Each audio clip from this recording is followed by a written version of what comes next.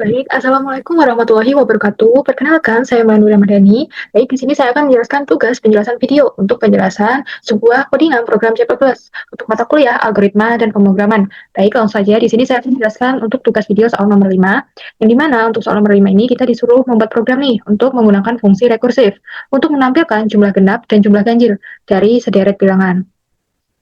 Baik, langsung saja. Kita langsung mulai langkah-langkah menyusun program C++-nya. Nah, langkah-langkah ketika kita memulai programnya, kita akan panggil nih untuk fungsi-fungsinya terlebih dahulu. Untuk fungsi yang pertama, kita akan gunakan namanya fungsi include yourself. Include.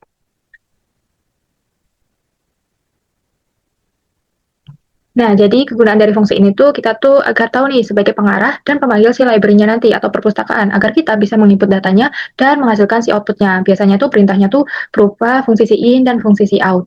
Nah, lanjut untuk fungsi yang kedua, kita akan gunakan yang namanya itu fungsi using namespace std. Nah, jadi ketika kita memulai programnya atau menginput fungsi si in dan si out nanti, kan kita harus mulai nih programnya dengan memulai menuliskan std-nya, yaitu mulai programnya. Nah, agar supaya kita tidak perlu menuliskan std di setiap langkah-langkah proses perhitungan standar C++-nya, jadi kita langsung panggil di awal fungsinya itu yang namanya itu using namespace std. Nah, lanjut karena kita menggunakan fungsi rekursif, jadi kita masukkan untuk langkah-langkahnya terlebih dahulu, baru terakhir kita panggil dengan menggunakan si program utama, yaitu in main. Nah, jadi karena kita tadi menghitung penjumlahan dari sederet angka, menghitung jumlah berapa banyaknya bilangan ganjil dan bilangan genap, jadi kita akan masuk untuk menginput variabelnya terlebih dahulu. Belum input variabel atau deklarasi, kita inputkan juga nih untuk tipe datanya tuh menggunakan tipe data apa. Karena kita ingin menginput sebuah angka kan, jadi kita gunakan tipe data integer, yaitu tipe data yang bersifat bilangan bulat. Jadi bilangannya tuh tidak bersifat kayak negatif ataupun koma-koma. Nah, lanjut, jika sudah mendeklarasikan tipe datanya, kita akan deklarasikan untuk variabelnya. Yang pertama, kita akan gunakan untuk menghitung jumlah genapnya terlebih dahulu. Di sini, masukkan variabelnya hitung genap, dan di dalam variabel hitung genap, kan tadi kan kita disuruh penjumlahan dari sederet angka kan, jadi masukkan juga di dalam variabel hitung genap nih, ada variabel baru lagi, yaitu variabelnya itu saya namain deret dengan menggunakan fungsi array.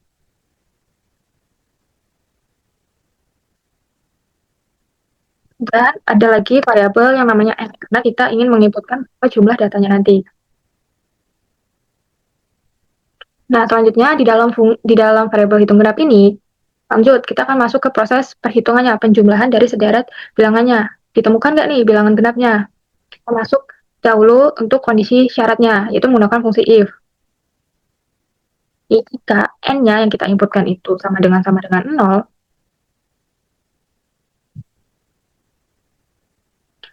jadi kita akan langsung mengembalikan si nilai awalnya, yaitu 0. Jadi return 0. Karena angka 0 itu kan bilangan tetap kan, atau bilangan yang tidak bersifat genap ataupun ganjil. 0 itu bilangannya tuh berdiri sendiri. Jadi kalau kita inputkan n-nya nanti 0, kita langsung kembalikan nilai awalnya, yaitu return 0. Terus ada lagi, jika kita menginputkan n-nya itu selain dari 0, kita akan masuk kondisi lagi syaratnya, yaitu deret, variabel deret yang tadi, kita input n dikurang 1. Kemudian, kalau bilangan genap itu kan apapun yang kita bagi dengan 2, itu kan habis kan sisanya yaitu 0. Jadi, kita input modulo 2 sama dengan 0. Jadi, sisanya itu habis.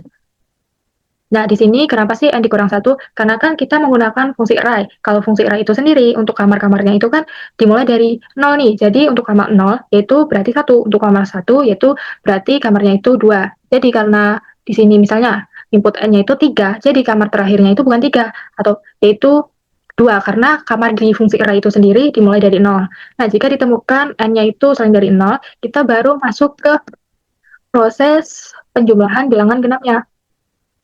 Jadi kita kembalikan nilainya itu return deret n dikurang 1, bahkan apakah ditemukan bilangan genap lagi.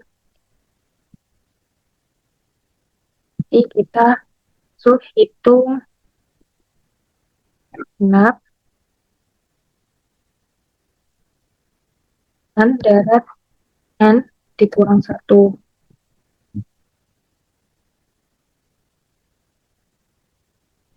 Nah, setelah sudah memasukkan untuk syarat dari bilangan genap, kita akan simpan untuk hasilnya, itu return ke dalam variabel yang namanya itu hitung genap.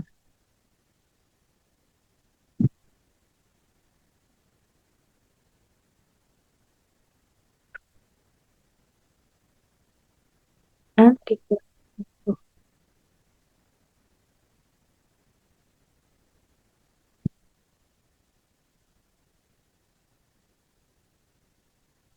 Langkah awal kita kan sudah memasuki untuk rumus perhitungan mencari penjumlahan dari sederet bilangan genap. Lanjut, untuk yang kedua kita hitung juga untuk mencari sederet penjumlahan dari bilangan ganjil.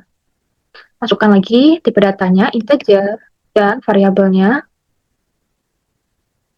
itu ganjil, integer, dan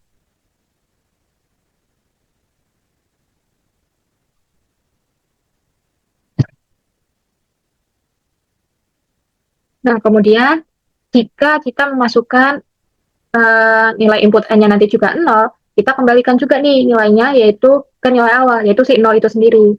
Jadi kita input jika n-nya sama dengan 0, kita juga kembalikan ke nilai awal, liter 0. Jadi ketika kita menginputkan bilangannya itu 0, jadi kan jumlah dari bilangan genap dan bilangan ganjilnya itu tetap 0 kan. Jadi nanti masih tertulis di outputnya nanti. Jadi jumlah genap, hasil genap dan hasil ganjilnya itu tetap 0. Terus masuk juga untuk perhitungan bilangan ganjilnya. Deret N dikurang 1. Nah, kalau definisi dari bilangan genap itu kan dibagi dua yang menghasilkan sisanya itu benar-benar habis kan, atau bersisa 0. Nah, kalau ganjil berarti kan masih ada sisa nih.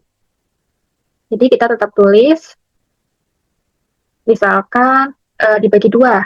Apakah habis? Tidak kan? Jadi kita pakai syaratnya itu sama dengan tidak, sama dengan 0. Kemudian masuk ke rumus perhitungannya.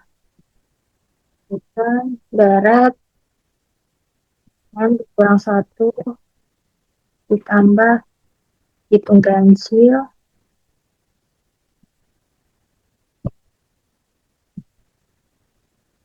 deret N kurang 1.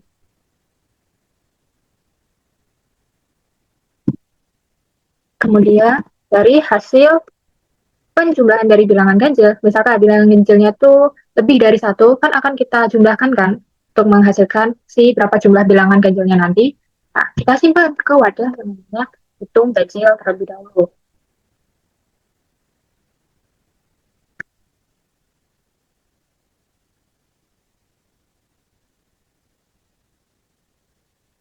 Setelah sudah menginputkan dari proses langkah-langkah perhitungan menggunakan fungsi rekursif, baru kita masukkan untuk ke program utamanya. Jadi langsung aja untuk program utama itu sendiri, nama fungsinya yaitu inmain. Nah, kita akan masukkan variabel baru lagi. Di sini variabelnya saya namakan variabel n, dan tipe datanya yaitu saja. Terus, saya akan tampilkan ke si outputnya nanti. Berupa misalkan, masukkan si jumlah angkanya.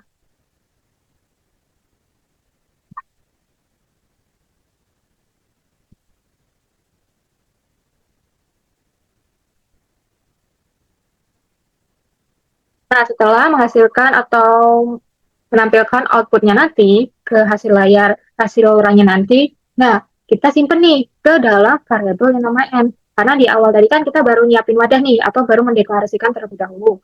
Nah, baru setelah sudah kita siapin wadah untuk menampilkan, baru kita simpan menggunakan fungsi in dari memasukkan jumlah angkanya tadi. Baru di sini saya akan menginput untuk variabel baru lagi, yaitu angkanya saya menggunakan array dengan kapasitas 100 dan variabel integer dan variabel i untuk proses perulangan penginputan dari jumlah n-nya. Jadi misalnya saya menginput n-nya itu 3, jadi jumlah datanya itu ada sebanyak 3. Jadi dari jumlah 3 ini kita menginputkan nilainya itu berapa aja. Terah bisa genap, bisa ganjil. Baru kita masuk ke proses perulangannya. Itu for I sama dengan 0 dan mengecek selama kondisinya itu I kurang dari N. Jika sudah I lebih dari N, maka si program itu akan berhenti dan perulangannya yaitu I++. Nah, sesudah menampilkan untuk proses perulangannya, kita akan cetak nih untuk masukkan dari jumlah si angka-angkanya nanti. Atau angkanya itu angka berapa, yaitu menggunakan out dan sini kita ke dengan I ditambah 1 dengan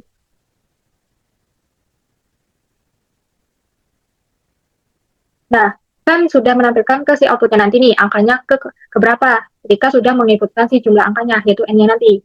Nah, di sini I plus 1, karena I di awal kan sudah kita inisialisasikan kan, itu dimulai dari 0. Nah, agar tampilan ke outputnya nanti, misalkan angkanya itu angka ke pertama nih, jadi I-nya itu ditambah dengan 1. Jadi nanti hasil cetakan ke outputnya nanti, angkanya itu angka ke-1, terus I plus plus, angka kedua, angka ketiga, dan seterusnya. Terus kita simpan, gunakan fungsi si ini lagi. Jadi, angkanya kita simpan itu indeksnya I mengikuti dari proses perulangan yang di atas. Nah, setelah sudah kita akan masuk ke penginputan hasil genapnya. Kita deklarasikan variabel lagi, hasil genap sama dengan yaitu hitung genap.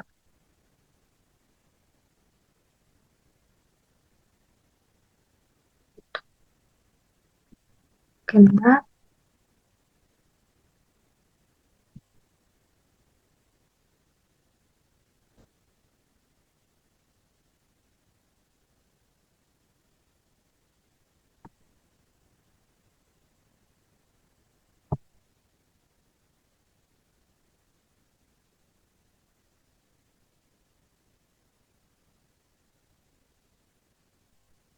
Nah, jadi dari hasil penampung yang di atas tadi, jika sudah ditemukan nih berapa hasil genap dan hasil ganjilnya, kan kita akan panggil lagi kan fungsinya itu menggunakan ke program utama. Fungsi yang di atas tadi kita panggil, kita taruh ke si program utama. Nah, jadi ke program si utamanya kan saya nyimpannya tuh ke wadah yang namanya tuh hasil. Sedangkan di atas tadi kan hitung kan. Nah, jadi kita samakan hasil genap sama dengan hitung genap. Nah, di sini mengikuti dari yang di atas tadi. Dihitung genap deret N kurang 1. Namun di sini angka dan N mengikuti dari rumus yang di atas ini tadi, perulangan. Lanjut untuk penginputan hasil ganjilnya juga. Ganjil sama dengan hitung ganjil dan angka N. Kemudian ditutup. Kemudian yang terakhir, kita tampilkan ke hasil outputnya nanti. Di out ke dalam total genapnya. Total genap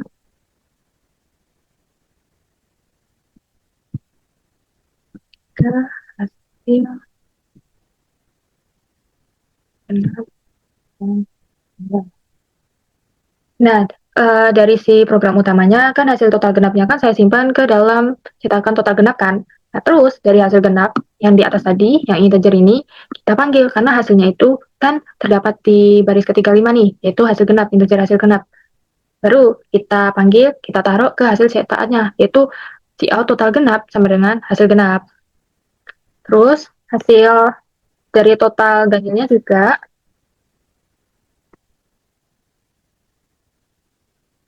total ganjil.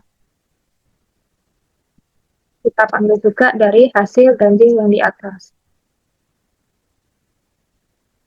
Dan kita enter satu dari kita.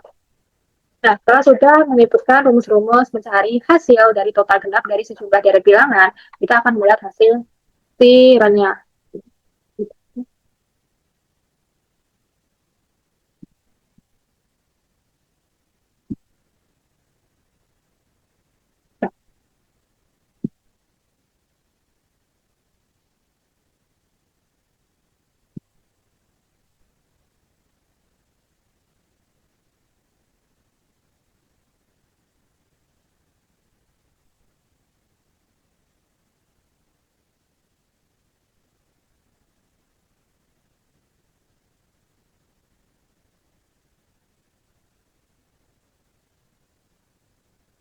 Nah, baik, di sini saya akan masukkan untuk jumlah angkanya. Misalnya saya menginput 4, jadi jumlah datanya itu ada 4, yaitu angka ke satu. Untuk angka yang satu, saya akan masukkan misalnya 8 nih. Untuk angka yang kedua, misalnya 5, 3, 4, angka keempat, ya 3. Nah, jadi untuk hasil dari total genapnya itu sebanyak 12, total ganjil itu 8. Jadi 12 ini didapat dari 4 ditambah 8 nih. 8 ditambah dengan 4 menghasilkan 12. Begitupun juga untuk total ganjilnya. Didapat dari 5 dan angka kedua ini dan angka yang keempat ini 3. Jadi 5 ditambah 3 itu 8. Untuk penjelasan lebih lanjut saya akan jelaskan di akhir nanti. Baik, cukup sekian dari saya penjelasan codingan program C++. Jadi, di sini saya akan melanjutkan untuk penjelasan dari bentuk sedekotnya, deskripsi programnya, flowchart-nya, dan hasil penjelasan program yang tadi.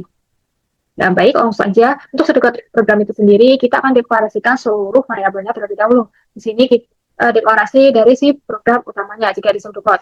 Jadi, tadi kan deklarasikan kan variabelnya ada n, i, hasil genap, dan hasil ganjil dengan bertipe data integer. Begitupun juga ada variabel angka tadi dengan menggunakan fungsi array dengan kapasitas 100 dengan tipe data integer. Terus baru kan kita mulai kan programnya, terus kita simpan si in tadi. Kalau di sedekot si in itu artinya read. Kalau di sedekot si out itu artinya write. Nah, kita simpan kan si variabel n tadi read n. Terus kita akan masuk ke proses perulangannya untuk menginputkan banyaknya si n nanti. Misalnya ya seperti saya jelaskan tadi, jika n-nya 4, berarti angkanya itu ada 4 atau jumlah datanya itu ada 4. Masuk ke rumus perulangan yang i ini.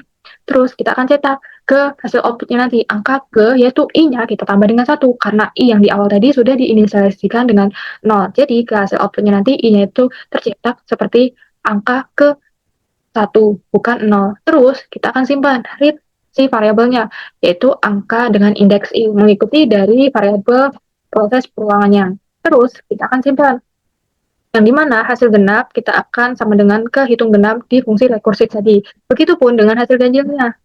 Sini kita samakan dari hitung ganjil yang fungsi rekursif tadi. Terus kita akan cetak untuk total genapnya terlebih dahulu. Terus total genap ini koma, yaitu kita panggil dari hasil genap di proses program utama tadi.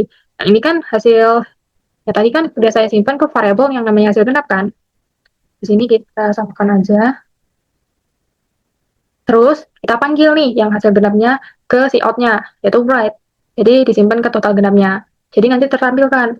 Terus kita si out juga, tampilkan ke si outputnya juga untuk total ganjilnya, yaitu total ganjil, terus panggil juga untuk hasil ganjil yang di atas tadi. Terus kita akhiri ke programnya, yaitu n. Terus selanjutnya baru masuk ke proses rekursifnya. Untuk proses rekursifnya ada variabel dengan deret dengan menggunakan fungsi array, yaitu 0 terlebih dahulu kan atau kosong, terus tipe datanya integer. Dan ada variabel n juga, tipe datanya integer, dan ada variabel hitung genap. Di dalam hitung genap ini ada juga variabel deret dan n dengan tipe data integer. Terus masuk ke kondisi syaratnya terlebih dahulu. Untuk syarat pertama ini jika n-nya itu menginputkannya itu sama dengan 0, maka akan masuk ke hitung genap, yaitu deret n, deret dan n ini kita masukkan dengan 0. Karena ya 0 itu ya nggak ada kan perhitungan genapnya itu berapa. Ya, nanti nilainya langsung dikembalikan 0, yaitu return 0. Kita simpan ke hitung genapnya yaitu ya 0 itu sendiri. Terus ada kondisi lagi, syaratnya lagi. Jika deretnya itu langsung dari 0, maka kita akan masuk nih ke deret n-1. Karena tadi deret itu kan menggunakan fungsi array nih. Jadi kalau n-nya itu kita inputkan semisal 4, ya di kamar terakhir itu 3 bukan 4, karena di itu sendiri kamarnya itu dimulai dari 0. Makanya di sini n-nya itu n dikurang dengan 1. Terus deretnya itu misalnya berapa? Jika dibagi dengan 2 menghasilkan 0 ataupun habis. Karena standar dari bilangan genap itu sendiri, apapun yang dibagi dengan 2 yaitu bersisa habis atau 0. Terus kita masuk ke proses perhitungannya, hitung genap. Jadi di variabel hitung genap deret n ini kita masukkan, nih deret n ini, n-1 di kamarnya nanti. Terus kita tambahkan, ada lagi nggak ini ditemukan lagi nggak bilangan genapnya? Jika ditemukan lagi, maka ya dijumlahkan. Kan di sini dijumlahkan. Terus dari penjumlahan ini, hitung genap dari n yang n-1 ini kita masuk wadah yang namanya itu hitung genap terlebih dahulu ini untuk menampung hasilnya sementara terlebih dahulu. Terus begitupun juga untuk penginputan hitung ganjilnya. Ada variabel deret bertipe data integer dan n integer juga, dan variabel hitung ganjil deret n ini juga integer juga. Masuk juga nih jika penginputannya 0, berarti ya jumlah ganjil sama jumlah genapnya itu kan sama dengan 0 kan, itu yang nggak ada gitu loh. Jadi hitung ganjilnya tetap dimasukkan 0, yaitu kita kembalikan ke nilai awalnya, yaitu 0. Nah, terus masuk ke kondisi lagi, jika selain dari 0 kan masuk nih, ditemukan nggak bilangan ganjilnya, yaitu dari definisi bilangan ganjil itu sendiri, jika dibagi dengan 2, itu kan masih ada sisanya, yaitu bersisa 1. Makanya di sini ditulis tidak sama dengan 0. Baru kita masuk ke hitung ganjilnya. Hitung ganjilnya deret ini, n kurang 1 ditambah hitung ganjil deret n kurang 1. Karena kita tambahkan, ditemukan lagi nggak bilangan ganjilnya atau angka ganjilnya. Jika ditemukan, harus kita jumlahkan terus-menerus. Terus dari hasil hitung ganjil yang n deret kurang 1, kita simpan ke wadah sementara, itu hitung ganjil. Nah, baru kita panggil ke si program utama yang di atas tadi. Nih, yang hitung genap angka n ini, kita masuk ke hasil genap dan hasil genap. Terus kita cetak ke total genapnya, ke hasil outputnya nanti. Kata-katanya total genapnya berapa, kita panggil hasil genap, yaitu ke sisi out yang ini, lewat yang ini. Nah, baik, lanjut untuk penjelasan deskripsi programnya. Langsung aja kita mulai. Jadi kita mulai programnya, terus kita siapkan nih memori. Kita kayak pesan nih untuk tempat menampung variabelnya terlebih dahulu. Ada variabel n untuk jumlah datanya, variabel i untuk penghitung perulangannya, variabel angka untuk daftar data sebanyak 100 tempat. Terus ada variabel hasil genapnya dan hasil ganjilnya untuk menampung jawaban akhirnya nanti. Dan semua tipe data dan semua variabel yang di atas itu bertipe data integer. Terus kita cetak nih ke tulisan hasil outputnya nanti, masukkan jumlah angkanya ke si layarnya. Terus kita simpan jumlah datanya dan kita tunggu dari si penggunanya, dari usernya, dari si keyboardnya, dan kita simpan ke variabel n. Jadi kita ulangin penginputannya itu menggunakan proses perulangan for tadi selama i dari 0 sampai i kurang dari n untuk memasukkan data ke dalam variabel angka berindeks i. Terus gunakan perulangannya itu i++ supaya programnya itu terus pindah ke kotak berikutnya atau ke data berikutnya setiap kali selesai input satu angka. Nah, setelah datanya sudah lengkap nih, kita akan jalankan fungsi hitung genapnya terlebih dahulu dengan mengirimkan data angka dari si n penginputan yang tadi. Di dalam fungsi rekursif ini, jika n-nya itu sama dengan 0, berarti datanya akan habiskan. Maka kita akan kembalikan, kita akan return ke nilai awalnya, yaitu 0. Terus, jika programnya kemudian mengecek data pada indeks n kurang i. Jika selain dari 0, maka n-nya itu kita kurang dengan i, karena tadi menggunakan fungsi array. Jika data deret n kurang i, indeks ini kan, indeks n kurang i, modulo 2, sama dengan 2, itu kan definisi dari bilangan genap. Jadi hasil bagi 2 adalah 0, itu artinya. Maka kita jumlahkan data tersebut dengan hasil pemanggilan fungsi itu sendiri untuk data sebelum, yaitu hitung genap deret n kurang 1.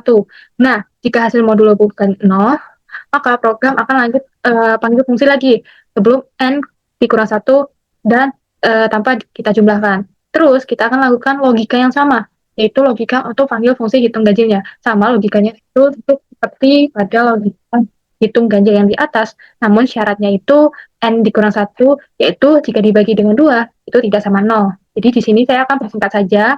Terus lanjut, maka data pada indeks n kurang 1 akan dijumlahkan. Terus kita akan lanjut panggil fungsi untuk data sebelumnya, yaitu n kurang 1.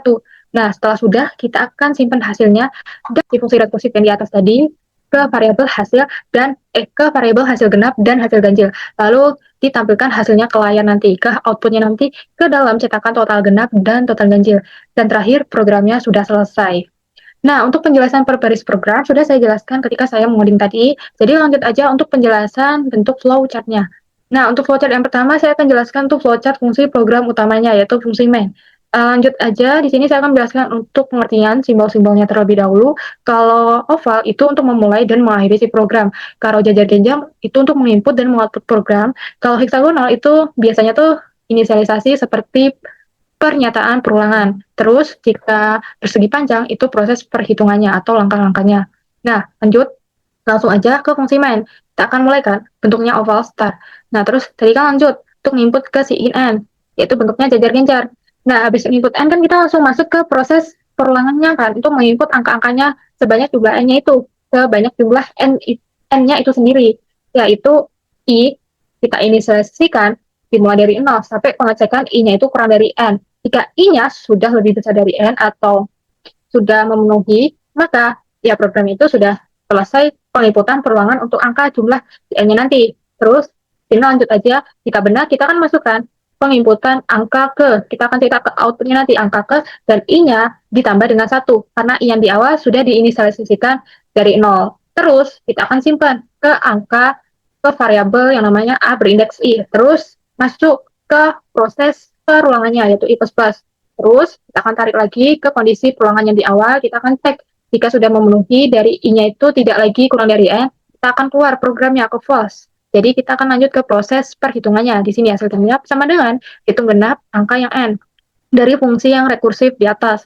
Terus kita akan simpan ke cout-nya nanti, total genap, terus hasil genap yang di atas proses itu kita akan panggil, dan kita akan simpan ke hasil cout-nya nanti, total genap jadi berapa hasil genapnya nanti. Dan terakhir, kita akhiri programnya. Begitupun juga untuk menginputkan total ganjilnya juga, sama seperti total genap. Selanjutnya untuk flowchart dari hitung genap dan flowchart hitung hasilnya. Ini sama saja start, dan kita masuk ke kondisinya terlebih dahulu. Jika penginputannya N itu sama dengan 0, maka jika benar kan kita lanjut ke kembalikan nilai awalnya kan, yaitu 0, ya ditampilkan, yaitu total genap dan total ganjilnya itu ya 0, jadi nilainya itu nilai itu sendiri. Terus langsung kita akhiri, begitupun juga untuk fungsi hitung ganjilnya. Nah, jika salah, kita kan masuk ke if lagi kan, ada if yang kedua.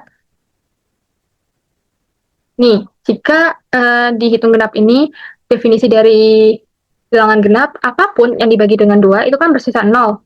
Jika benar, kita akan masukkan ke proses ini, hitung deretnya nih, kurang 1 dan deret kurang 1.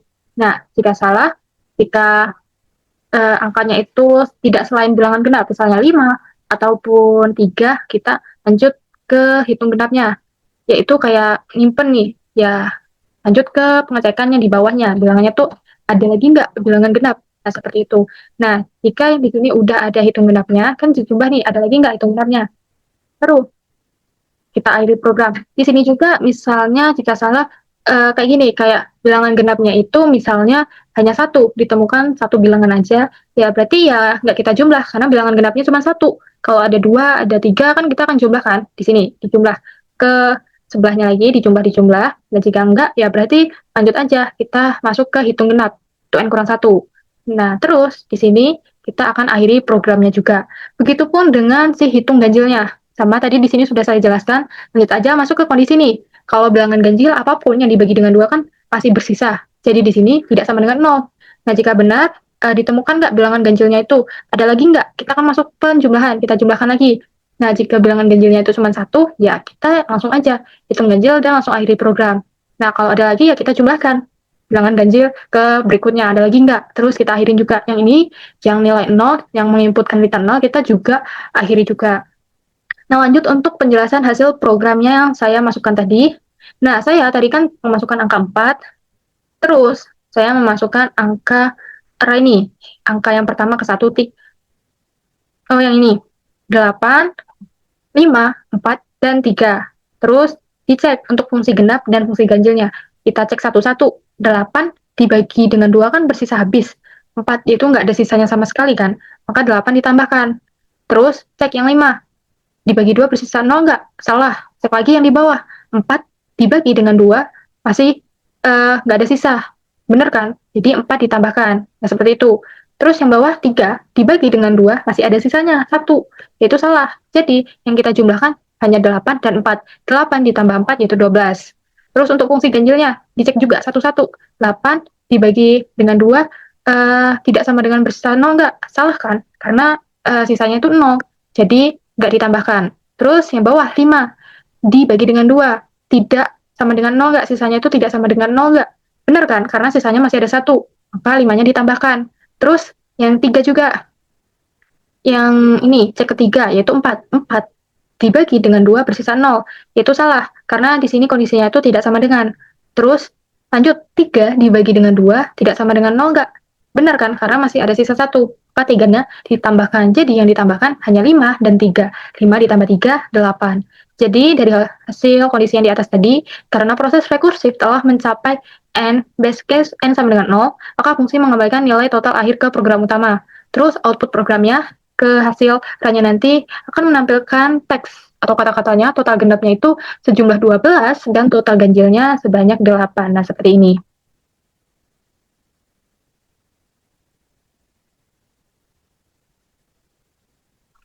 Nah, baik, cukup sekian dari saya penjelasan soal nomor 5. Mohon maaf jika terdapat kesalahan dari saya dan tutur kata dari saya akhiri. Wassalamualaikum warahmatullahi wabarakatuh.